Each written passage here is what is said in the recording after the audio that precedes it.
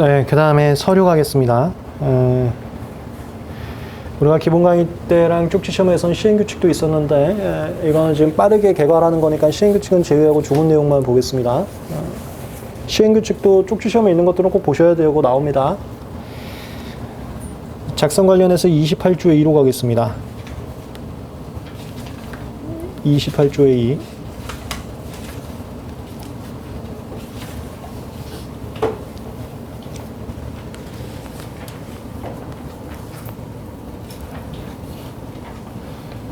서류 작성할 때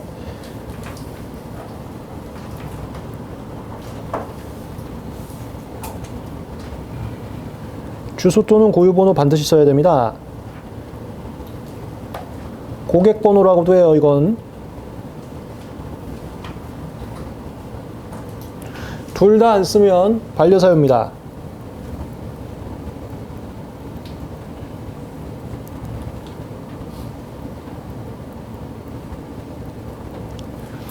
그 다음에 민법에서 배우신 건데 내가 쓴 거다. 남이 사기친 게 아니고 또는 뭐 협박에 의한 게 아니고 서명 또는 전자서명해야 됩니다.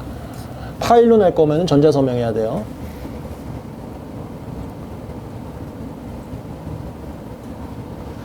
서명은 그냥 도장 찍으면 되는 건데 전자서명은 공인증서로 합니다. 공인증서를 미리 특허청에 등록을 해야 됩니다. 그걸 전자문서 이용신고라고 합니다. 전자문서 이용신고라는 절차가 있다는 것만 알아두시면 돼요.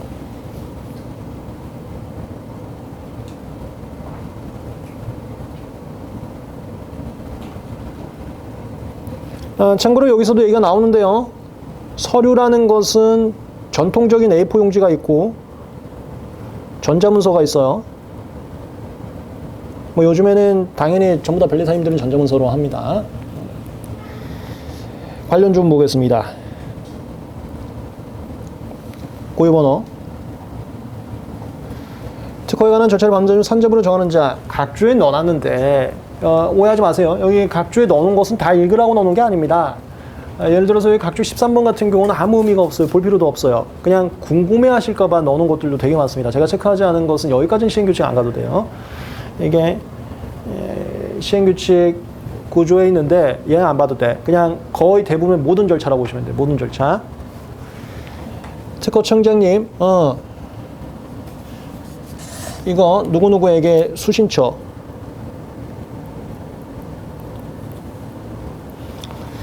출원이나 일반적인 절차는 특허청장님에게 고유번호 요구하시면 되고요. 심판 절차면 심판원장님에게 고유번호 요구하시면 됩니다. 수신처 문제는 생각보다 쉬워요. 처분의 주체가 헷갈리는 것들이 조금 있지.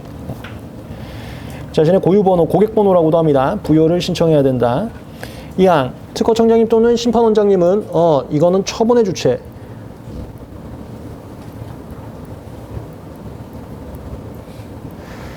누구누구에게가 두 가지가 있습니다. 하나가 수신처, 하나가 통지대상. 그 다음에 누구누구 은는이가가 처분의 주체. 이렇게 세 개가 좀 지엽적인 것들. 신청을 받은 신청에게 고유번호 부여 그 사실을 알려주십니다. 너 앞으로 절차 밟을 때 이 고유번호를 서면에 써갖고 내면 된다. 주소 쓸 필요 없이. 이렇게 알려주세요. 3항, 특허청장님 또는 심판원장님은 이건 누구누구 은는이가 처분의 주체. 특허에 관한 절차를 밟는 자가 고유번호를 신청하지 않으면 그에게 직권으로 고유번호 그 사실을 알려야 된다. 이건 뭐냐면 주소를 쓰고 절차를 밟으면 그 주소 가지고 알아서 고유번호 정해서 다음부터는 이 고유번호 써라 하고 알려주세요. 근데 이건 뭐 저 기본 강의에서 말씀드렸지만 온라인으로 절차 밟을 때는 아예 주소 못 쓰게 막아놨고요. 여기 특허청 와서 쓰는 경우나 주소 쓰는 경우가 있을 수가 있어요. 이거는 현실적으로는 거의 이런 상황은 존재하지는 않습니다. 어쨌건 그 조문이 있다는 것만 알아두시면 되고. 4항, 2항 또는 3항에 따라 고유번호 부여자가 특허에 관한 절차를 밟는 경우에는 산재부를 정하는 서류. 이것도 각주 14번 볼 필요가 없습니다. 그냥 거의 모든 서류에 모든 서류. 모든 서류에 자신의 고유번호 적어야 되고요. 그 다음에 이런 거 헷갈려 하지 마시라고요. 그래서 제가 기본 강의 때 뉘앙스를 잡아드렸었는데 하여야 한다라고 되어 있지만 고유번호 없이 주소를 써도 되는 경우가 있긴 있습니다. 여기 특허청 와서 절차 밟을 때에는. 그래서 여기에 하여야 한다는 웬만하면 고유번호로 해주시면 안 될까? 주소 말고 이런 선호도 느낌이라고 했습니다. 하여야 한다 할 수 있다가 조문에 있는 거 다 구분하시면 안 돼요. 이런 건 구분하실 필요가 없다고요. 선호도 느낌이기 때문에. 그런 거는 기본 강의에서 정리가 편하게 하려고 뉘앙스들 많이 말씀드렸었습니다. 이거 하나도 중요하지 않은 겁니다. 이 하여야 한다는. 이 경우 이 법에 따른 명령에도 불구하고 주소를 적지 않을 수 있다. 무슨 느낌인지 알죠? 주소 대신해서 쓰는 게 고유번호거든요. 5항 대리인에 관해서는 똑같이 하는 거고요. 변리사님들 되면은 여러분들 고유번호 받게 됩니다. 특허청으로부터. 6강 관련된 절차는 산재부로 정한다 했는데 우리가 파트 3 절차에서 주치의관서만 정리했었습니다. 근데 거기에 고유번호 부유 신청 절차라는 건 정리 안 했었거든. 필요 없는 것들은 저 주치의관서만 안 해도 돼요. 이것도 각주 안 봐도 돼요. 작성이었습니다.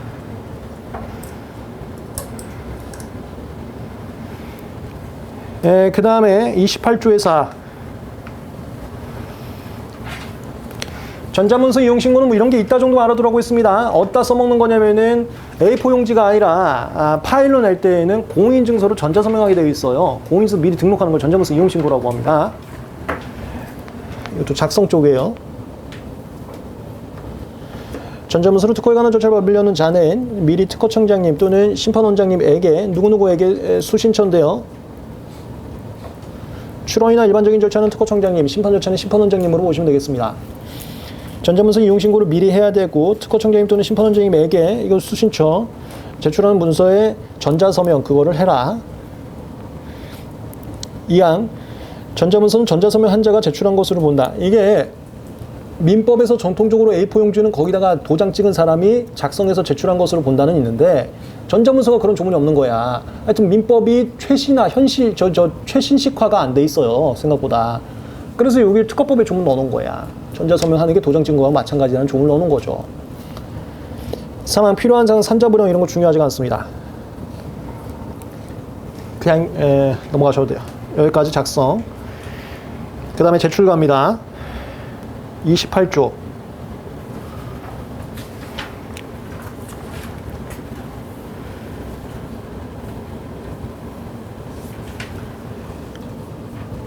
제출은 직접 갖다 내는 거, 우편으로 갖다 내는 거, 온라인으로 갖다 내는 게 있어요. 전부 다 특허청 또는 심판원이 접수한 날이 효력 발생합니다. 다음에 우편으로 제출했을 때 우체국 접수일을 특허청 접수일로 간주하는 규정이 있습니다. 요 라인. 이 법 또는 이 법에 따른 명령에 따라 특허청장님 또는 심판원장님에게 누구누구에게 이거 수신처 얘기고요. 출원이나 일반적인 절차는 특허청장님, 심판원장님은 심판 절차라 보시면 되겠습니다. 출원서, 청구서, 그 밖의 서류 이거 싹 다 모든 서류라 보시면 돼. 싹 다 모든 서류는 특허청장님 또는 심판원장님에게 이거 수신처 도다는 날부터 제출이 효력이 발생한다. 2항 출원서, 청구서, 그 밖의 서류 싹 다 모든 서류요. 우편으로 제출하는 경우에는 다음 갖고 구분에 따른 날이 우체국 접수일이에요. 우체국 접수일. 우체국 접수일을 특허청 또는 심판원 접수일로 봐준다. 요거. 다만 이게 저 간간히 시험 문제 나옵니다. 등록 신청 서류와 우리 서리포처, 서리변소처, 서리변소처 외웠었죠. 그 특허원부 등록 신청 서류하고 그 다음에 국제 출원 서류. 국제 출원하면 파트 1하고 파트 3 구분하세요. 파트 1은 그 수리관청에다가 PCT 출원 절차 밟을 때 내는 서류고요. 파트 3는 우리 대한민국에다가 진입할 때 내는 서류인데 이거 파트 1 서류입니다. 파트 3 서류 아니에요. 나중에 심사기준 정리 강의 11월 달에 하면 이런 문구가 있습니다. 이런 매력적인 문구가 있었고 심사기준 문제가 많이 나오는 건데 작년에도 심사기준 문제 나왔습니다. 매년 심사기준 문제가 안 나온 적이 없어요. 심사기준에 이런 말이 써 있어요. 파트 3 진입할 때는 또 다르다. 이런 말이 써 있다고. 이건 파트 1만 해당되는 거기 때문에. PCT는 우리 저번 주에서 얼마 안 됐습니다. PCT가 이렇게 돼 있었잖아요. 수리관청에다가 PCT 출원하는 거. 이게 파트 1. 그 다음에 국제 단계에서 심사와 공개하는 거. 국제조사, 국제예비심사, 국제공개. 이게 파트 2. 그 다음에 대한민국 들어와서 지정관청에 진입하는 서류. 이게 파트 3라고요. 그 다음에 진입이 완료되면 또는 완료 전 이 진입 완료를 기준이라고 하는데요. 이 전후로 일반 출원하고 좀 다르게 예외 규정이 있었습니다. 그게 특례.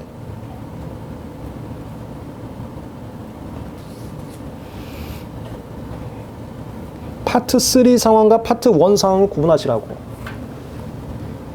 여기서 말하는 국제 출원 서류는 파트 3 서류는 해당되지가 않아요. 파트 3 서류는 우편을 제출하면 우체국 접수일이 접수일이 되는 겁니다. 파트 1 서류만 우편을 제출한다 하더라도 우체국 접수일이 아니라 특허청장님, 심판원장님 도달한 날. 여기 심판원장님 나오면 안 되지. PT 출원 서류는 심판원장님한테 낼 일이 없거든요. 특허청장님에게 제출했을 때만 효력이 발생합니다. 이렇게.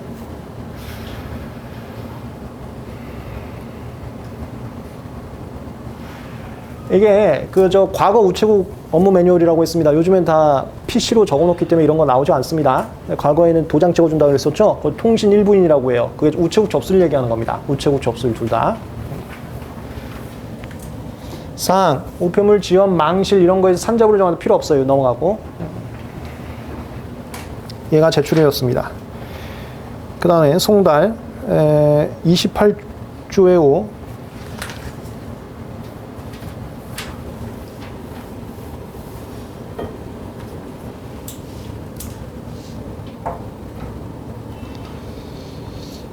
직접 받는 거, 온라인으로 받는 거, 우편으로 받는 거, 온라인으로 받는 거, 그 다음에 여긴 특이한 거 있었습니다. 받지도 않았는데 받게 되는 거, 공기송달, 이렇게 있어요. 직접 받는 건 내가 받은 순간 받은 게 되고요. 우편으로 받는 거는 내가 그거 등기로 옵니다. 우체국 선생님한테 사인한 날 내가 받은 게 되고요. 근데 그거는 시행령에 있어요. 쪽지 시험 꼭 보세요. 우체국 선생님께서 오셨는데 내가 정당 이유 없이 거부하면, 송달받기를 거부하면 특허청이나 심판원에서 보낸 날에 내가 받은 것으로 간주됩니다. 이런 거, 예외적인 걸 잡아두시면 돼. 그 다음에 온라인은 patent.go.kr이라고 거기 회원 가입하면은 메일처럼 옵니다. 클릭해서 다운받고 공인증서 사인까지 해. 그럼 그날이 받은 날이 되는 거예요. 온라인의 경우는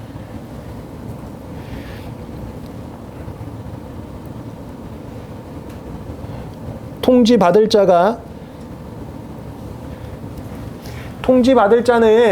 대리인 있으면 대리인한테 보내고요. 대리인 없으면 본인한테 보냅니다. 본인 또는 대리인이 자신의 컴퓨터, 내가 이거 딱 클릭한단 말이야. 내 컴퓨터에 다운받는단 말이에요. 내 컴퓨터를 통해서 그 서류를 확인할 때 클릭해가 다운받았고 공인증서 사인까지 한 때 그걸 서류를 확인했다라고 합니다. 공인증서 로그인까지 해야 서류 다운로드가 되거든요.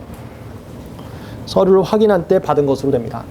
그 다음에 온라인은 전송 과정에서 뻥날 수 있기 때문에 주문 하나 더 만들었다고 했습니다. 요즘엔 뻥날 일 없긴 해요. 무조건 특허청 기준. 이때는 특허청 또는 심판원. 이건 출원 일반적인 절차, 이건 심판 절차인데요. 여기서 보낸 내용으로 내가 받은 것으로 간주합니다. 뻥나더라도 무조건 얘네 기준이에요. 얘네 서버 기준. 그다음 나머지 잡다한 것도 읽어보면 특허청장, 심판원, 심사관님, 이건 누구누구 은는이가 처분해 주체인데 이게 다 써있다. 이런 건 시험지에 안 나와. 이건 지금 다 써있잖아. 누구든 처분해 주셔야 되잖아. 이거 안 나와, 시험지에. 그러니까 심사관은 이라고 나오는 거는 잘 안 나와. 이분들은 전자문서 이용신고자에게 서류 통지 송달, 심사관님도 서류 통지하는 경우가 몇 개 있습니다. 대표적인 게 거주료 통지하고 거주 결정하고 특허 결정이에요. 이건 심사관님이에요. 처분해 주체. 그런 거 조무특허에서 잡아드리겠다고 처분해 주체. 통지 송달할 때에는 정보통신망 이용해서 통지할 수 있다. 기본강에서 말씀드린 전자문서 이용신고할 때 너 우편으로 받을래? 온라인으로 받을래? 내가 선택할 수 있는 체크 표시 있습니다. 내가 저 온라인으로 받을래요? 체크 표시하면 나한테 온라인으로 줄 수도 있어요.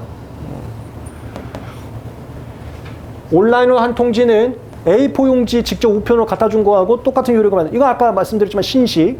민법에 이런 신식적 조문이 없다 보니까 특허법이 지워놓은 거예요. 더 이상 A4 용지만 추구하지 말라는 소리지. 상황 방금 봤고요. 사항 쓸데없는 소리입니다. 송달 내용이었고. 그 다음에 공송달이 저 뒤에 있습니다. 잠깐 갔다 오면은 218조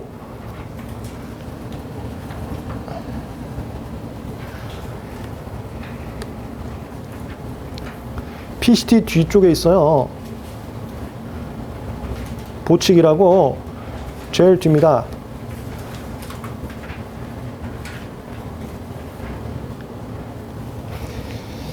송달에 관해서는 대통령령 정한다. 이거는 보세요. 이거 쪽지 시험에 있습니다. 이 송달은.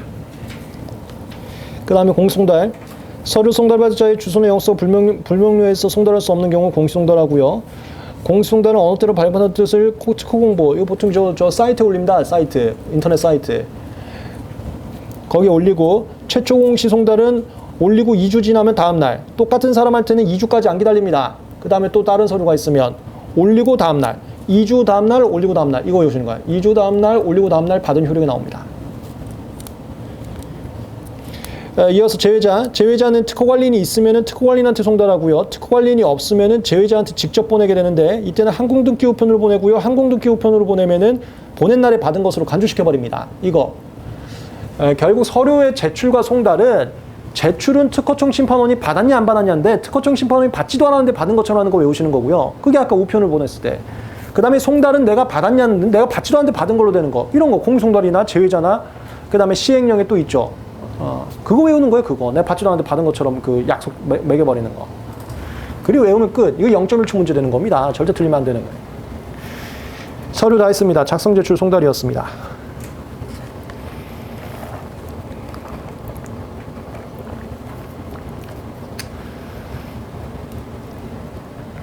그 다음 기간 가겠습니다. 14조.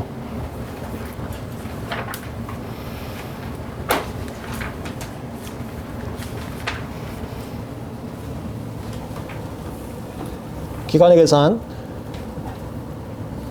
첫날은 넣지 않는다. 다만 오전 0시부터 시작하는 경우에 넣는다인데 오전 0시부터 시작하는 경우가 거의 없습니다.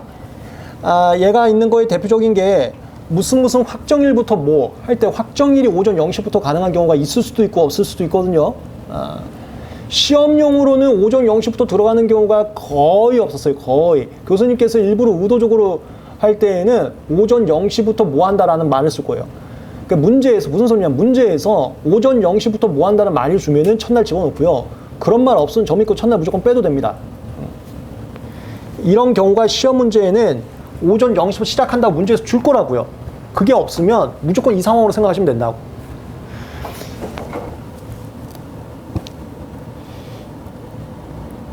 연계사는 오전 0시부터 뭐 집어넣고 자시고 뭐 저 할 게 거의 없는데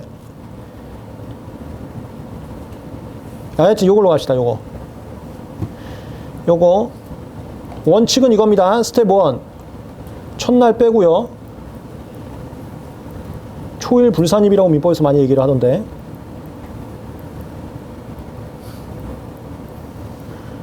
스텝 2 해당 연, 월 더하고요. 스텝 3 그거의 전날로 와요. 그 다음에 스텝 4 이 전날이 공휴일인지 아니면 해당 일이 없는지 이거 체크하고요. 연습 하나만 하면은 1월 30일부터 한 달 계산해 보겠습니다. 그럼 스텝 1 첫날 빼! 첫날 집어넣으면 문제에서 오전 0시부터 시작한다고 아마 대놓고 주실 거예요. 아니면 첫날 빼 1월 31일로 가요. 그 다음에 스텝 2 해당 월 더해요. 2월 31일로 갑니다. 스텝 3 그거의 전날로 가요. 2월 30일로 오고요. 스텝 4 2월 30일이 없어. 그럼 2월 28일로 끝나는 거죠. 근데 만약에 2월 28일이 일요일이야. 그러면 3월 1일까지 할 수 있는 거고요. 요렇게 계산하는 거. 1, 2, 3, 4. 민법하고 똑같다 그랬습니다. 그 연습만 좀 해보시면 됩니다.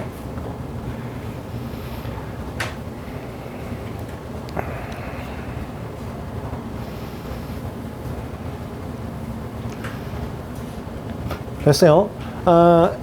연계사는 아까 말씀드린 것처럼 그냥 연만 집어넣고요. 그 다음에 일계사는 하나하나 세면 된다고 말씀드렸죠. 넘어갑니다.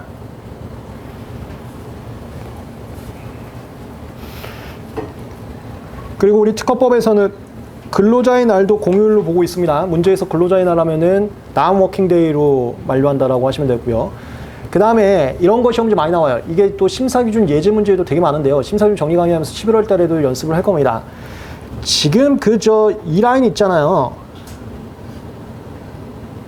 이 공휴일이면 다음 워킹데이 만료한다라는 것은 절차에 관한 기간만 해당됩니다. 절차와 상관없는 기간은 이게 적용되지 않아요. 대표적인 게 존속기간, 국내 우주 선출원 취약안주 기간 이런 것은 해당되지가 않습니다. 그건 자세한 거는 이제 심사기준 정리관에서 또 할 거예요.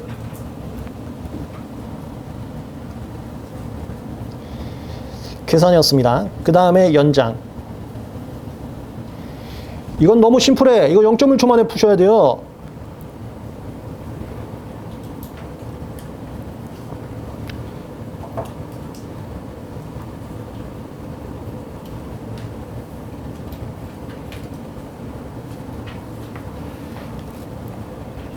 법정기간, 지정기간 나눠서 연장, 이거 132조의 17 거부심 청구 관련 기간만 연장이 가능하고요. 다른 법정기간 해당 사항 없습니다. 그 다음에 직권 또는 청구로 가능하고요. 그 다음에 연장 가능한 날짜도 정해져 있어요. 1회 30일, 교통이 불편한 지역만 횟수나 기간이 추가로 됩니다.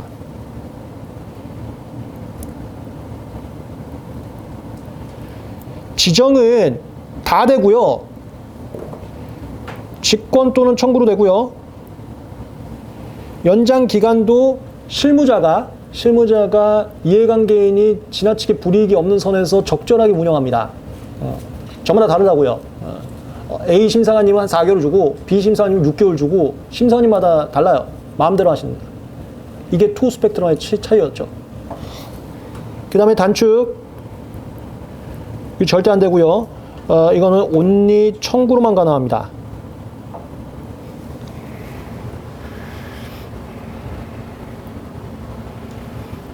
저렇게 시험 문제 나와요.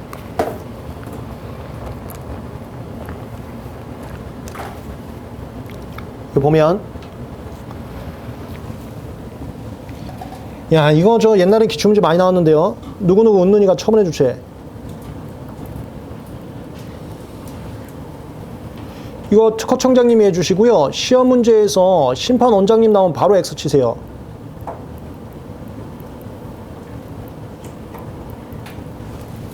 특허청장님이 해주십니다. 특허청장님이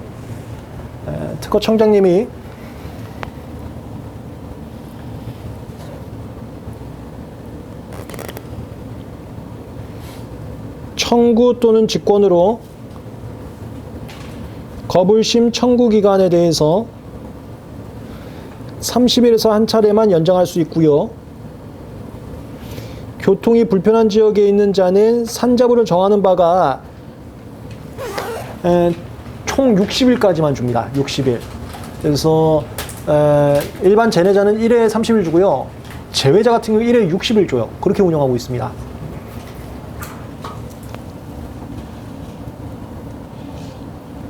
이항 특허청장, 심판원장, 심판장님 또는 심사관 다 누구누구 웃는이 간데 이건 다 써있기 때문에 뭐 별로 빨간색으로 할까요?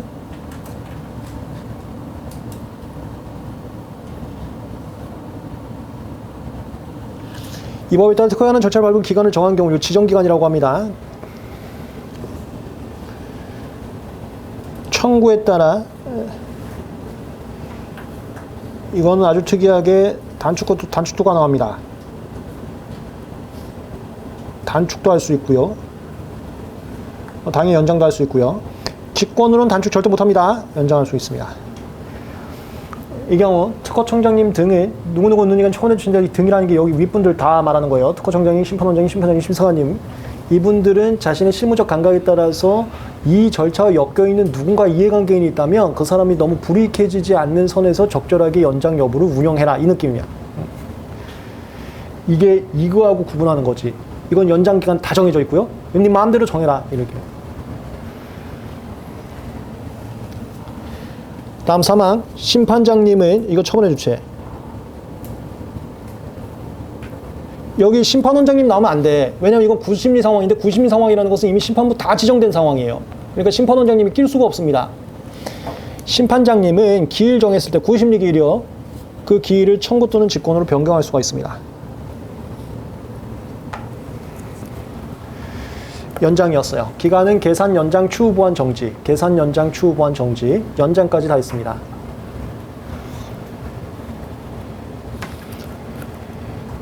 그 다음에 추후 보완은 제가 조문을 하나하나 보지 않을게요. 그냥 외우세요. 추후 보완은 되는 게 정해져 있습니다.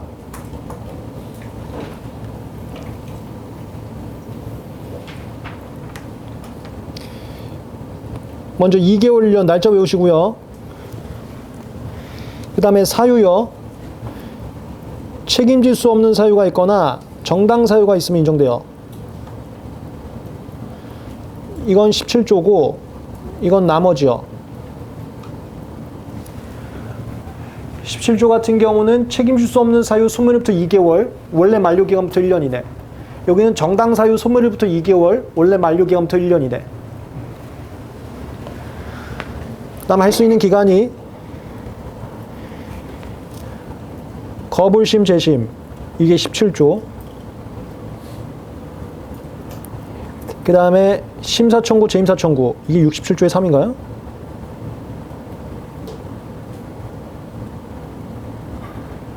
그리고 특허료, 1, 2, 4, 3 중에서 3, 1, 2, 4, 3 중에 3, 추후보안 있었잖아요.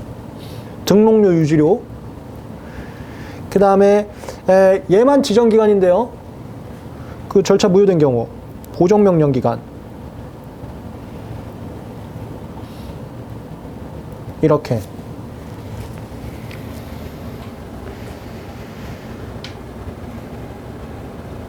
이게 17조 67조의 3 81조의 3 16조 2항입니다.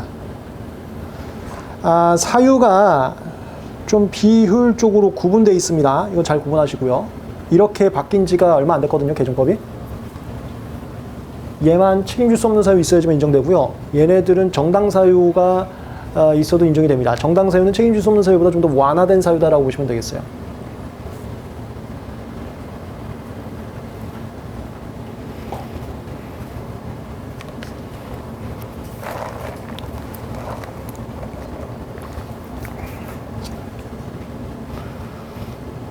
마지막 정지 갑니다. 계산 연장 추후 보완 정지. 먼저 중단 20조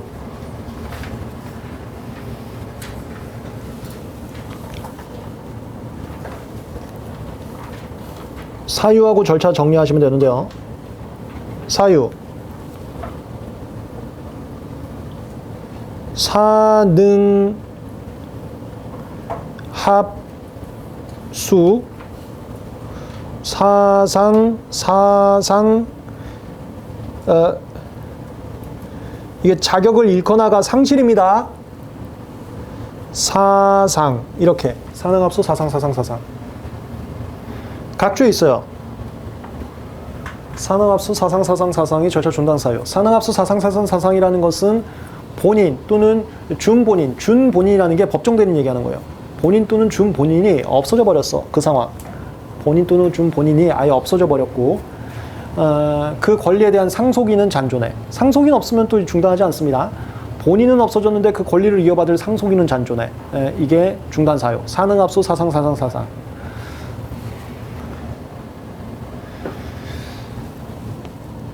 다만 임의대리인이 있으면 안 멈춥니다.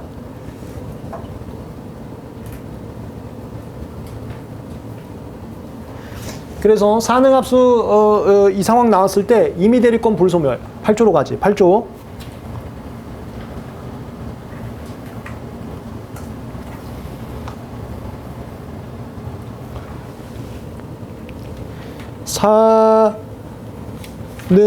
사능합수 그 다음에 사하고 이게 상실이야. 이게 상실. 이게 다 합해서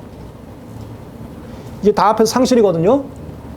근데 조문을 사람 만들다 보니까 좀 다르게 해놨어. 똑같은 소리인데 다르게 됐으니까 그냥 사능합수 사능소변.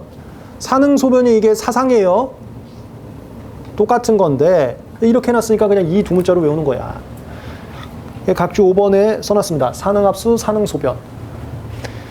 본인 또는 법정대리인이 사능합수 사능소변돼도 임의대리권이 소멸되지 않습니다. 그래서 사능합수 사상돼도 임의대리인이 있으면 절차가 중단되지 않습니다. 사능합수 사능합수 사능소변 외우시면 돼. 사능합수 사능합수 사능소변 중단사유, 임의대리권 불소멸사유.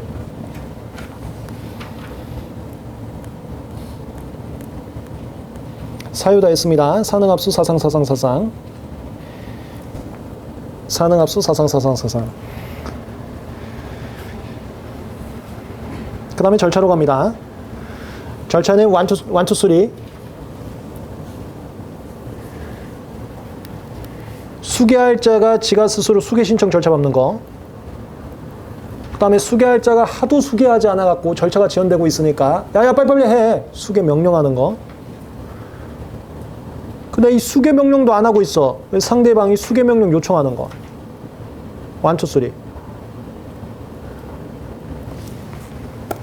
수개 신청, 수개 명령, 수개 명령 요청. 수개 신청, 수개 명령, 수개 명령 요청. 이렇게 해서 최종적으로 수개 결정이 돼야 절차가 다시 시작됩니다. 사능합수 사상이 되면 멈추고요. 수개 결정이 되면 그때부터 시작됩니다. 이 수개 결정이 되기까지는 수개 신청, 수개 명령, 수개 명령 요청이라는 절차에 의해서 수개 결정이 이루어질 수가 있어요.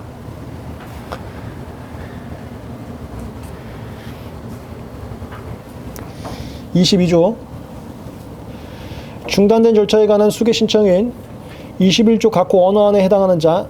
이거는 사능합수 사상을 외우시고 이건 따로 안 외워도 돼. 자연스럽게 난 유추로 갔으면 좋겠어. 본인이 사망하면 상속인 또는 상속인 등이라고 보시면 돼. 본인이 사망하면 상속인 등. 여기 상속재산관리인하고 법률에 따라 속행할 자는 민법에서 자세하게 배우진 않지만 그냥 상속인 등이라고 보시면 되겠습니다. 다만 상속포 기간 내에 수개 못합니다. 이것도 민법에서 자세하게 배우진 않지만 그냥 외우시면 되겠어요. 민법에 있는 내용입니다. 본인이 사망했을 때에는 상속인 등. 그 다음에 사능합수의 합병에 따라 소멸했을 때에는 잔존후 법인.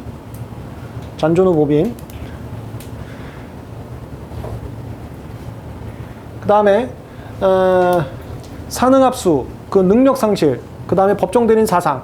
사능합수 능이랑 법정 대리인 사상. 그러면 능력 회복한 당사자 또는 새로운 법정 대리인. 이 사람이 이어받는 거예요. 그리고 사상이면 같은 자격을 가진 사람들. 이거는 수탁자. 사능합수의 수다. 이건 새로운 수탁자. 그 다음에 사상이 하나 더 있지. 법정 대리인 사상, 여기 대표자 사상, 여기 파상관리인 사상.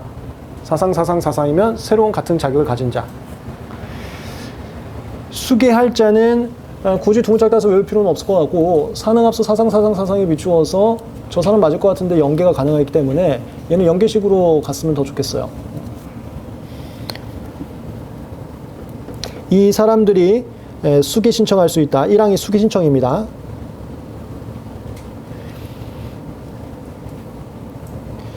이 경우 상대방은 있는 절차도 있고 없는 절차도 있습니다. 예를 들어서 있는 절차는 제가 주로 많이 하는 특허무효 심판 같은 거. 특허무효 심판 제기했는데 특허권자가 사망하셨어. 그럼 무효 심판 청구인 쪽에서 수개명령 요청을 할 수가 있어요.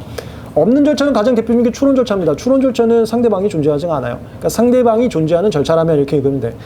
상대방이 존재하는 절차라면 상대방은 수개명령을 요청할 수 있다. 이게 수개신청, 수개명령 요청, 수개명령 1, 2, 3 가는 라인입니다.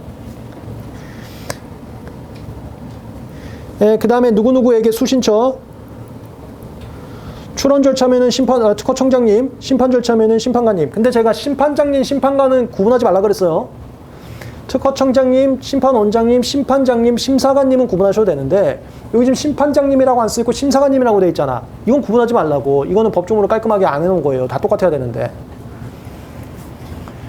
출원 절차면 특허청장님, 심판 절차면 심판관님. 이건 심판장님, 심판관님은 굳이 구분해서 외울 필요는 없다. 누구누구에게 수신처. 수신처 명할 수 있고요.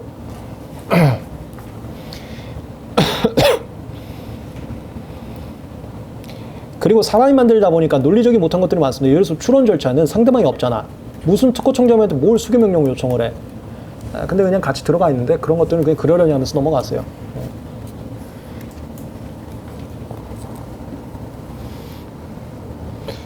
이어서 특허청장님 또는 심판관. 여기도 심판장님, 심판관님은 구분하지 마세요. 출원자님, 특허청장님, 심판절차님, 심판관님. 누구누구 은는이가 처분해 주체. 수개 신청이 없으면 이분들이 수개 명령하는 겁니다. 여기까지 1, 2, 3. 수개 신청, 수개 명령, 수개 명령 요청. 수개 신청, 수개 명령, 수개 명령 요청. 그 요 안에 수신처와 처분의 주체가 있었다. 수신처와 처분의 주체는 출원점 특허청장님, 심판원점 심판관님, 심판관님, 심판장님은 구분할 필요 없다.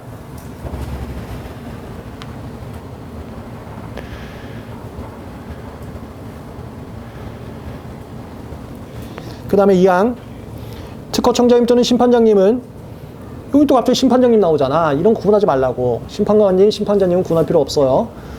처분의 주체. 출원 절차면 특허청장님, 심판 절차면 심판장님이라고 보시면 되겠습니다. 이분들은 수기 신청이 있으면 상대방에게, 사실 출원 절차에서는 상대방이 없고요. 심판 절차는 상대방이 있는 것도 있고 없는 것도 있는데요. 상대방이 있으면 상대방에게 알린다. 이게 통지 대상. 드루크 치사한 문제. 누구누구에게 통지 대상.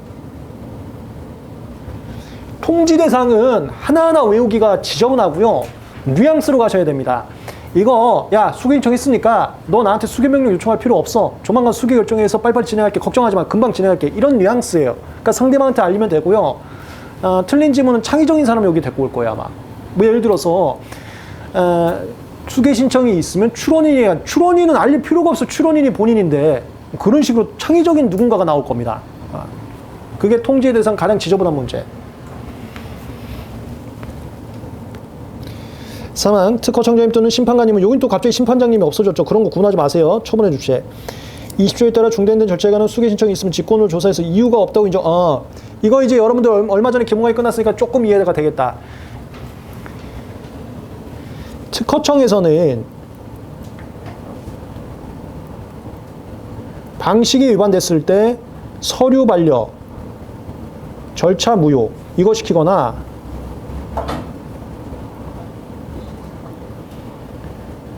본안 관련해서는 뭐 예를 들어서 그냥 출원 절차라고 할까요? 거절 결정, 특허 결정 이런 식으로 합니다. 근데 이거 말고 일반적으로 법원에서는요. 이게 소장 각하, 이게 서류예요. 서류 각하. 그 다음에 소각하, 이게 절차 각하입니다. 그 다음 본안은 거절 대응되는 게 기각이에요. 기가 막히게 가버리라고. 그 다음에 이 특허에 대응되는 게 인용 취지 판결. 비슷한 상황인데 담당하는 기관이 누군지에 따라서 약간 차이가 있다 그랬습니다. 근데 특허 종족 절차가 이런 거 하면서 이것도 짬뽕돼 있어. 어디는 또 법원이 하는 것처럼 해. 예를 들어 심판은 법원이 하는 것처럼 많이 한다고 했죠. 그 다음에 여기도 법원이 하는 것처럼 해. 뭐라 그래? 이유가 있다라는 게 본안이 인정되면서 이런 소리입니다. 저희가 기본 강의에서 우리은행 가서 1억 달러 했을 때 계좌에 1억이 있는지 없는지가 이유가 있는지 없는지라고 얘기를 해요.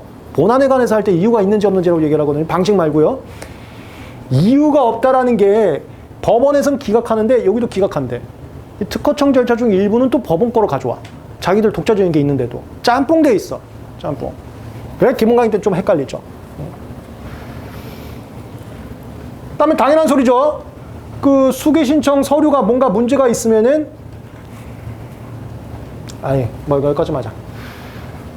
이유가 없다고 인정하면 기각한다. 이 이유가 없다고 인정되는 경우는 수기할자가 아닌 엉뚱한 사람이 와서 수기 신청했을 때 기각해버립니다. 상속이 아닌 사람이 와갖고 수기 신청했을 때 넌 뭔데 왔냐 하면서 기각해버린다고 보시면 되겠어요.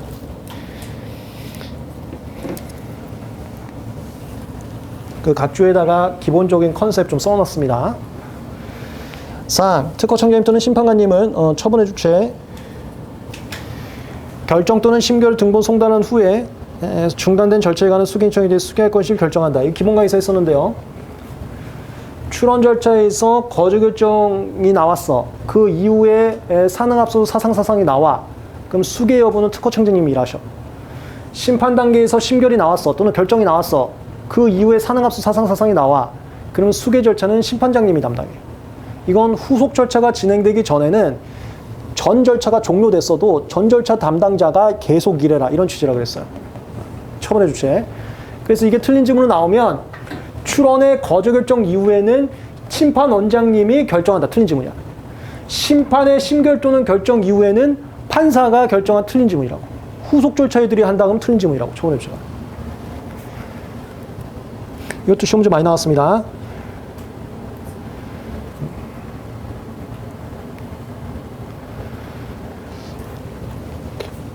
5항 수개 명령하면은 지정기간 주고요. 지정기간 내에 수개 신청 끝까지 없으면은 지정기간 끝나고 나서 수개 간주해서 수개 결정 바로 날라갑니다.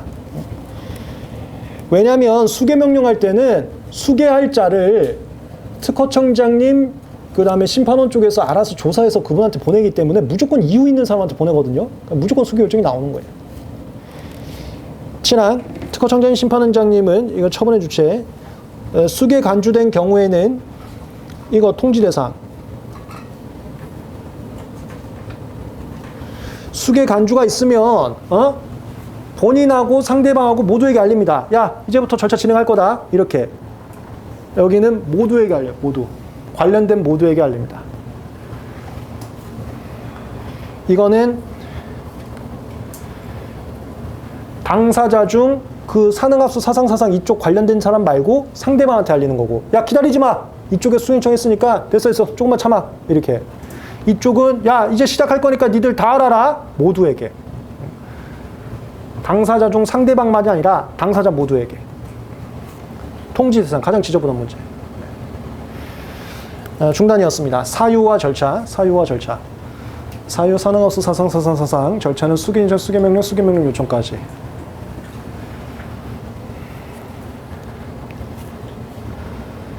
중지 특허청장님 또는 심판관님이 천재지변 그 밖에 불가피한 사유로 직무 수행할 수 없을 때는 당연 중지되고요. 이런 건 시험 문제 잘 안 나옵니다. 2항 당사자에게 일정하지 아니한 기간 동안 특허청 또는 심판원에서 개수중 절차를 수행할 수 없는 장애 사유가 생긴 경우 이게 그 중단 사유하고 투 스펙트럼으로 대비하시면 되는 거예요. 특허청장님 또는 심판관님은 이게 심판관님, 심판장님은 구분하지 마세요. 처분의 주체. 출원 절차면은 특허청장님, 심판 절차면은 심판관님. 결정으로 장애 사유가 해소될 때까지 절차의 중지를 명했을 때 이 중지 결정. 중지 결정 나오면 멈춥니다. 이게 중단과 중지의 차이점이었죠. 중단은 사유가 해당되면 바로 멈추고요. 중지는 중지 결정이 나오면 멈춥니다. 3항 이제 장애 사유가 해소됐어요. 그럼 중지 결정을 취소하고 다시 처음부터 시작합니다. 중단이 되면 수개 결정하고 시작하고요. 중지 결정하면 중지 결정 취소하고 시작합니다. 이제 중지 안 할래. 이제 취소하고 이제 시작하자. 이렇게. 특허청장님 또는 심판관님 처분의 주체 중지 결정 취소하고요. 취소하면은 특허청장 심판장님 처분의 주체 그 사실을 또 통지 대상.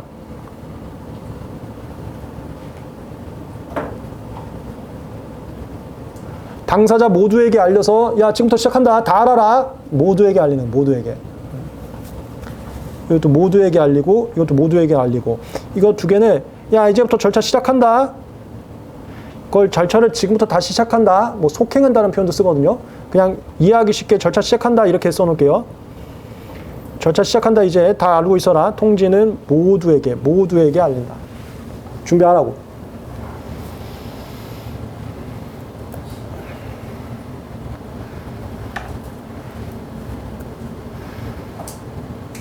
그 다음에 중지 조문들이 뒤에 좀 더 있습니다. 여기다가 써드리면 78조, 153조, 164조가 더 있어요. 나중에 한번 읽어보시고요.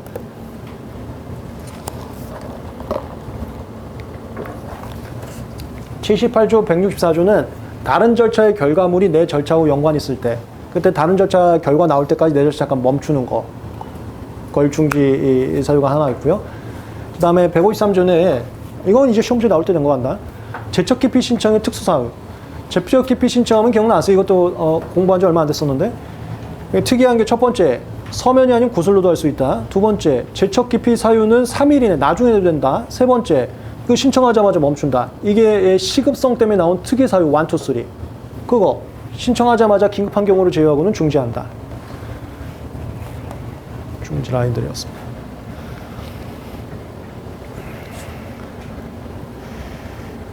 이게 다른 절차와 연관될 때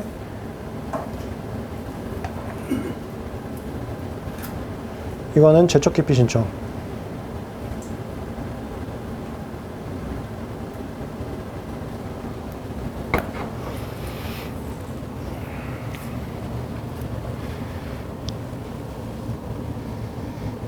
(24조) 중단 효과. 특허 관련 절차가 중단 중지되면 기간 정지되고요. 정지된 게 카운팅 멈추는 겁니다. 수계 통지하거나 속행했을 때부터 수계 통지할 때도 수계 결정하고 속행 통지가 같이 나오긴 합니다. 그 다음에 중지는 중지 결정 취소 통지하고 속행 통지가 나오고요. 어쨌건 다시 시작했을 때부터 보시면 돼. 수계 통지 또는 속행했을 때부터가 다시 시작했을 때, 속행했을 때부터 이렇게 정리해 주셔도 돼요. 다시 시작했을 때부터 모든 기간이 진행된다. 모든 기간 다시 줍니다. 이거 틀린 지문이 잔여 기간이 진행된다. 이러면 바로 X. 이것도 매력적인 문장이 심사 기준에 있습니다. 관련된 심사 기준 11월 달에 한번 연습을 할 겁니다. 중단, 중지 다 했다. 이렇게 해서 기간 다 했네요. 계산, 연장, 추후, 보완, 정지. 계산, 연장, 추후, 보완, 정지. 계산, 연장, 추후, 보완, 정지.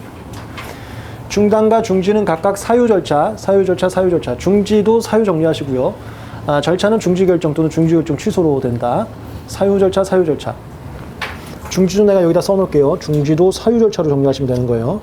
여기도 사유하고 절차. 중단과 중지는 사유 절차로 정리해서 외우시면 됩니다. 오늘 외운 걸 바탕으로 OX 문제집을 바로 예를 들어서 오늘 즉직 푼다. 효과가 굉장히 좋을 수는 있는데 문제는 이제 오늘 특허뿐만 공부할 수 없으니까 그 시간은 한번 계획을 잘 짜보시고요.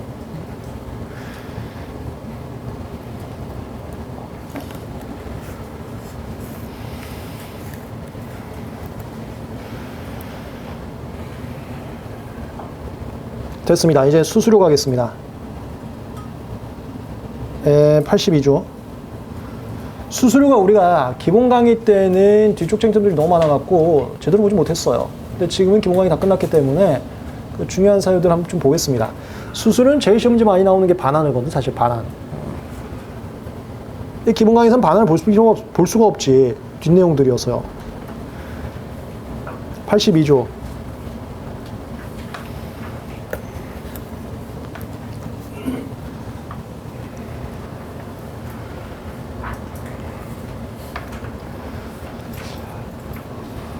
이란 특허에 관한 절차를 밟는 자는 수수료 냅니다. 근데 이 항이요. 이게 특이한 겁니다. 출원이 아닌 자가 제3자라고도 하는데요. 심사 청구한 다음에 출원서 청구와 명세서 보정해서 청구에 적은 청구항 수가 증가한 경우는 그 증가한 청구항에 대한 심사 청구료는 심사 청구 절차를 밟은 자가 아니고요. 출원이 낸다. 이게 특이한 거예요. 원래는 그 절차를 밟은 자가 수수료를 내야 되는데요.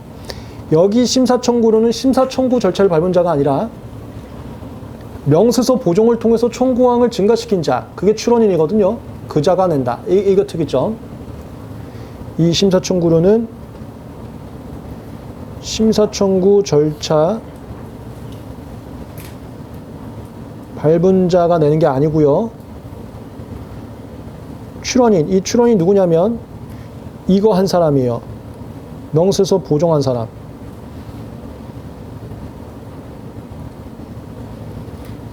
명세서 보정해서 청구항 증가시킨 사람. 이 사람이 낸다. 참고로 명세서 보정 기억나세요? 우리가 파트 3에서 주체기간 서면할 때 명세서 보정 주체가 출원인만 할 수가 있어요. 그래서 명세서 보정 절차를 밟은 자라고 안 써놓고 출원이라고 써놓은 게 보정은 출원인밖에 못하거든요.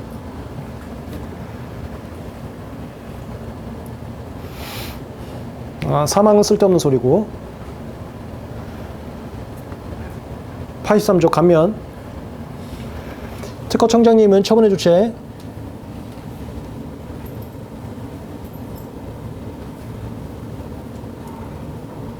다음과 같고 어느 하나에 해당하는 특허료 수수료는 79조 82조에도 불구하고 면제한다. 79조가 특허료 내는 거고요. 82조가 수수료 내는 건데 니네들은 낼 필요 없어. 공짜야. 이렇게. 국가에 속하는 거 제가 환경부 대리에 있었다고 그랬었죠. 이거는 다 공짜. 수수료건 특허료건 다 공짜. 그 다음에 이거 각주에 다 넣어놨어요. 제가 기본 강의에서도 말씀드렸지만 종목노트는 읽기 편하게 해드리려고 준용하는 주문들을 각주에다 다 넣어놨습니다. 이거 무효 라인이야. 무효 라인. 이거 기억나세요? 파트 7에서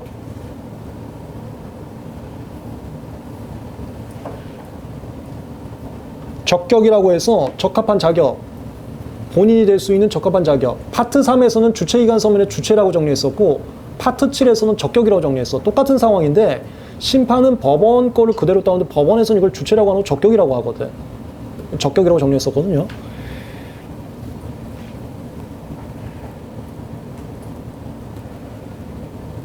거기서 그냥 이거 할까요? 특허 무효, 존속 무효, 정정 무효, 무효 라인들. 얘는 청구인은 이해관계인 또는 심사관님이 할 수 있고요. 피청구인은 특허권자입니다. 이거 여기서 이분들 언제 하는지 제가 예시 들어드렸었죠. 제가 가지 말란 사무실에서 있었던 상황. 심사관님이 무효 들어가면 공짜야.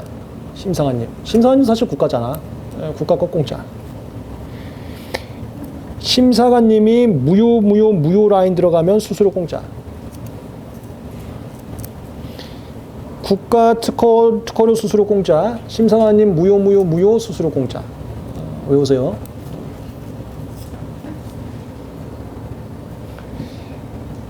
리양 특허청장님은 누구누구 은는이가 처분해 주체.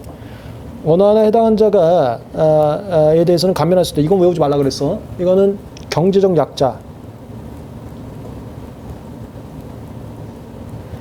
근데 대기업 빼고는 다 감면돼요. 대기업 빼고는 다 경제적 약자야, 우리는.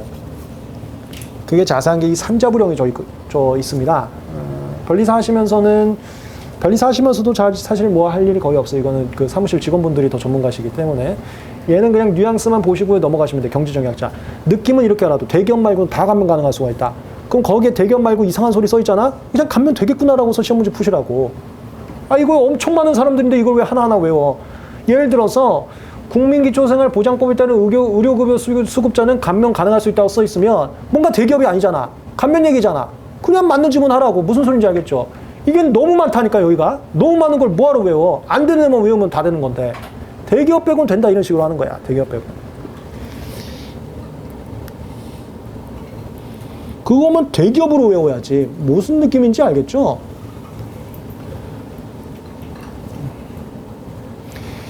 특허료 수수료 감면받으려는 자는 그 입증서를 내야 돼요. 내가 경제적 약자임을 입증하는 서류를 내야 됩니다. 그래야 경제적 약자임을 특허청에서 알 거 아니에요. 관련된 서류를 제출하고요. 누구누구에게 수신처. 이게 참고로 넘어가요. 그 다음에 사항 이거 이제 시험 문제 오늘 또 나올 거야.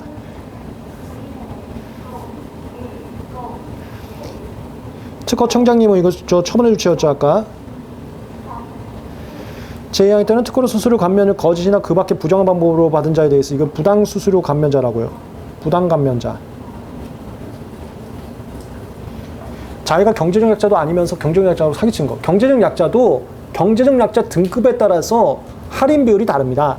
예를 들어 난 30% 할인받을 수 있는 경제적 약자 중에서 조금 돈 많은 사람인데 내가 돈 되게 없다 그래서 70% 할인받았어. 그런 거라 보시면 돼. 부당 감면자는 2배액 징수하고요. 2하고 3이라는 숫자 잘 외우라고 했습니다. 제일 많이 등장하기 때문에 2배액 징수하고 일정 기간 동안은 절대 진실된 감면 사유가 있어도 감면을 못 받습니다. 그게 한 번도 시험 문제 나오지 않았는데 고지받은 날부터 1년 동안은 절대 감면받지 못해요. 이건 쪽지 시험에 내가 안 넣어놨을 수도 있어요. 이 1년은 쪽지 시험에 없을 수도 있다고. 이거 좀 알아두시라고. 이건 그 기본 소유도 없거든요. 한 번도 시험 문제 안 나왔거든. 이런 게 너네 이런 조문도 안 하면 지저분한 문제로 나온다니까. 1년 동안은 진정한 감면 사유가 있어도 절대 할인 못 받습니다.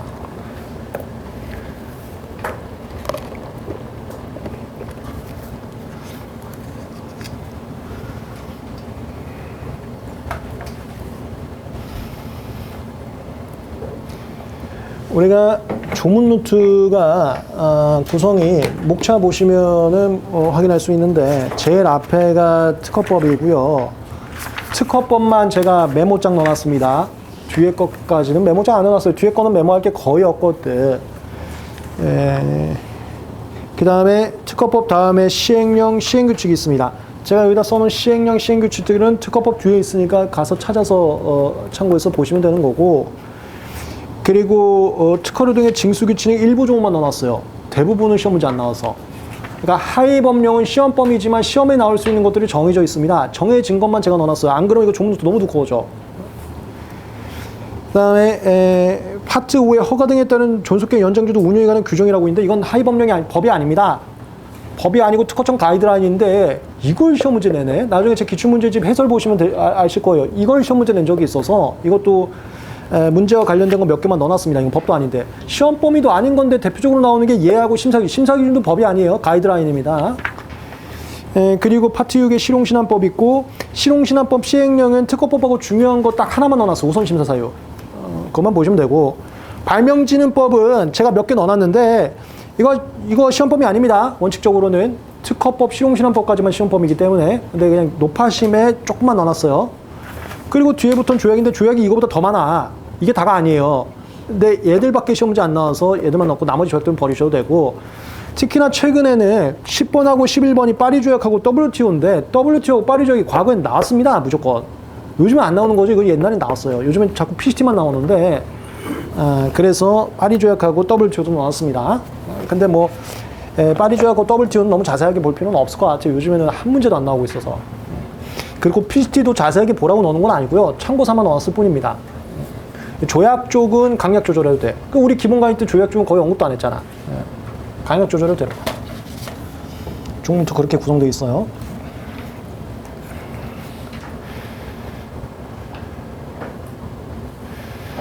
됐어. 그 다음에 이건 뭐 매년 시험지 나오는 거, 이거. 반환.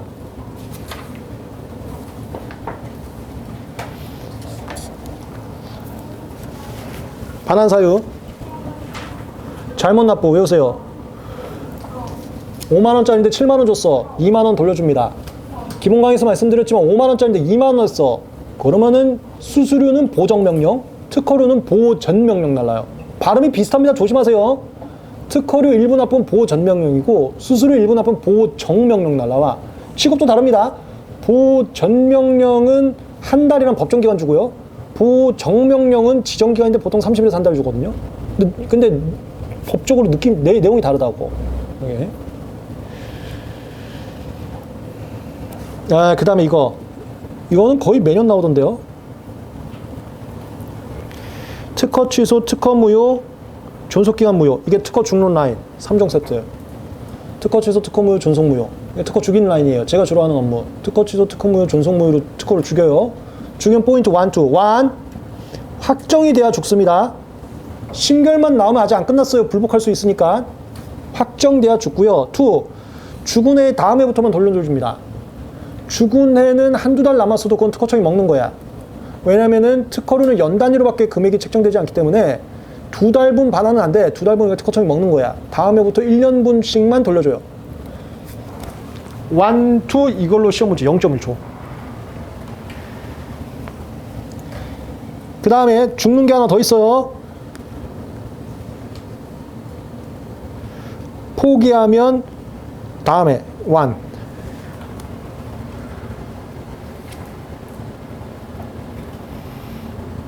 그리고 이때 포기라는 것은 기억나세요? 서리포처? 특허권 포기는 등록해야만 효력 발생합니다. 포기 등록이 완료돼서 포기한 해의 다음 해 얘기하는 거야. 이게 특허 죽는 라인들. 얘가 심판회에서 죽는 거, 얘가 스스로 갖다 버린 거. 심판회에서 저 같은 사람에서 어택받아서 죽은 거, 이건 지가 스스로 갖다 버린 거. 갖다 버리면 왕창 돈 냈을 때 갖다 버리거나 공격받아 죽으면은 나머지 돈 돌려준다. 그 다음에 이제 수수료. 첫 번째, 출원 후 1개월. 외우세요. 출원 후 1개월 이내 취하 포기하면 출원료하고 우선권 주행 신청료 돌려줍니다. 출원료는 온라인으로 하면 46,000원이고요. 우선권 주장료는 한 개당 18,000원인 걸로 알고 있어요. 우선권 주행 여러 개 할 수 있잖아. 한 개당 18,000원씩 싹 돌려준다고. 1개월 이내 취하 포기 없애버려야 돼. 1개월 이내 취하 포기. 단 얘들 안 돼. 분할 분리 변경 우선 심사 신청 안 돼. 왜냐하면 얘들은 되게 빨리빨리 절차 진행하는 거야. 이거는 보통 1개월 이내 취하 포기하면은 특허청에서 일한 게 없기 때문에 수수료라는 것은 노동에 대한 반대급부라고 있습니다. 근데 내가 일을 안 했으니까 돌려주겠다는 소리야. 근데 쟤네들 분할 분리 변경 그다음 우선 심사는 일을 좀 빨리 해. 그래서 1개월 안에도 일을 벌써 했을 수 있어. 그 걔네들은 못 돌려줘.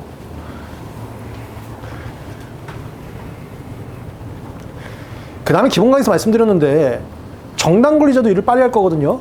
근데 걔는 실무에서 쓰질 않기 때문에 되게 미온해요. 비논리적이고 미온이고 있어야 될 곳에 없습니다. 그건 따로 외우셔야 돼. 정당. 분할 분리 변경 우선 심사 신청은 제외. 분할 분리 변경 우선 심사 신청 제외. 그 다음에 심사 청구하고 이게 심사 전이에요. 심사 전에 취하면 이미 낸 심사 청구를 돌려줍니다. 이건 출원 후 1개월 전.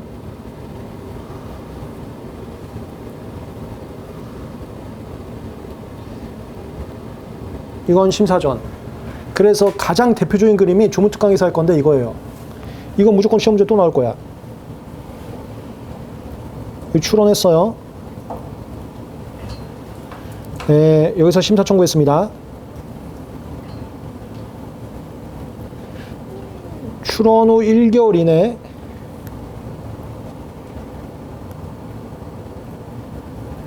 취합 포기예요. 그러면 출원료하고 우선권 주장 신청료 이거 돌려줍니다. 출원료, 우선권 주장 신청료. 그다음에 심사 청구했어요. 심사 들어갔어. 그게 거절의 통지 나왔어. 이 전까지 이렇게 그릴게요. 출원하고 1개월 이때 취합 포기하면 출원료, 우선권 주장 신청료. 그 다음에 이거요. 심사 전 이때부터 이건 심사 청구 저 뒤에 있으니까 자 여기서부터 그려야겠다. 이때부터 심사 전 여기서 출원을 취합 포기했어요. 그러면 심사 청구료 전액. 하나 더. 이거 무조건 시험 문제 나와. 이게 의견서 제출 기간이라고 해서 지정 기간 줍니다. 이 안에 취합 포기하면 3분의 1. 요 안에서 전부 다 출원 갖다 버리는 겁니다. 출원 취합 포기예요. 다 전부 다. 여기다가 출원 갖다 버리면 심사 청구로 3분의 1 돌려줘. 출원 후 1개월, 출원료 우주료, 그 다음에 심사 청구한 다음에, 그러니까 심사 청구했다는 게 심사 청구로 냈다는 소리입니다. 여기선 심사 청구를 안 냈잖아요. 심사 청구 안 했으니까. 심사 청구로 냈는데, 심사 전 전액, 심사 후 일정 기간 낸 3분의 1. 이거 기본서에도 있는 그림일 겁니다.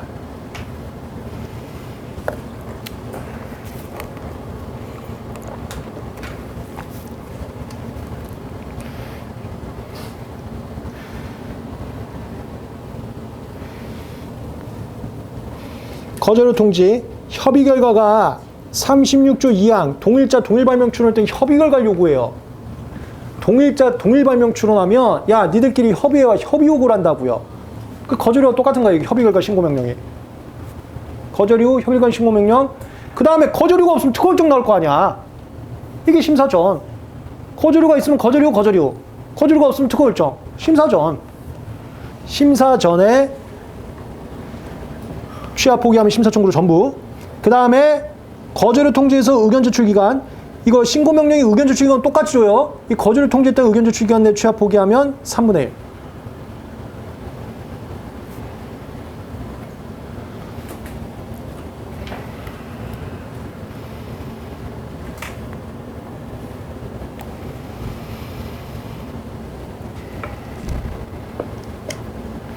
이건 최종 처분 전.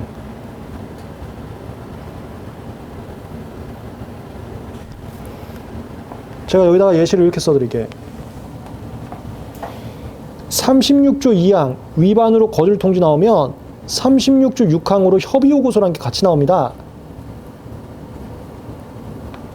얘는 의견서 제출 기간 나오고요. 얘는 협의 기간이 나와. 그게 기간이 똑같이 나와요, 실무에서.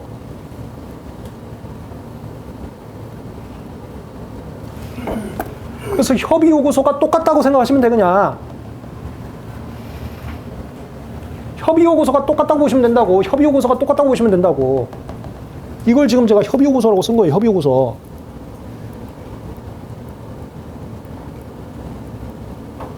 이게 협의 요구 기간이 이 의견 제출 기간하고 똑같이 나와요. 그러니까 싸그리 앞에서 그냥 거절의 통지 기간 이렇게 외우시면 된다니까. 거절의 통지. 거절가 없으면 특허일정. 그렇게. 여기는 특허일정이 나올 수가 없잖아요. 여기는. 그러니까 거절 통지만 있는 거고. 거절 통지, 특허일정. 거절 통지. 예, 그리고 아까 제가 말씀드렸지만 2하고 3이라는 숫자가 되게 많이 나옵니다. 여기 3분의 1이야, 2분의 1 아니고요. 3분의 1. 왜냐면 바로 밑에 2분의 1 나오거든요. 2하고 3 되게 조심해야 됩니다. 예, 됐어. 이거 되게 중요한 거였는데, 여기까지 필기 좀 하시고, 분위기 전환 좀 하고 가겠습니다. 여기까지 잠깐, 끊었다 가겠습니다.